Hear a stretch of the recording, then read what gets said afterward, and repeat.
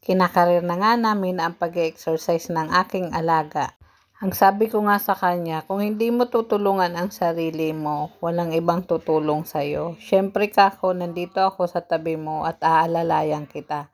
Kaya nga, ayan, todo exercise na talaga siya.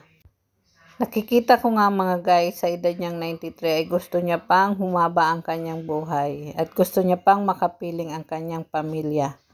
Which is, totoo naman talaga mga guys na masarap makasama ang pamilya kahit matanda na ang ating mga magulang, yung nakikita natin na andyan pa rin siya. At sabi ko nga sa alaga ko mga guys, kung gusto pang humaba ang buhay mo, kumilos ka, gumalaw ka. Kasi dati nga mga guys, kahit pag-inom ng tubig, kailangan ko pa siyang painumin.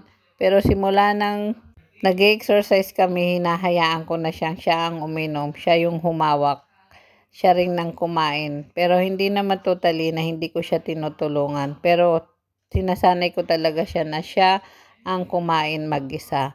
So at least nagagamay niya at nai-exercise niya ang kanyang katawan.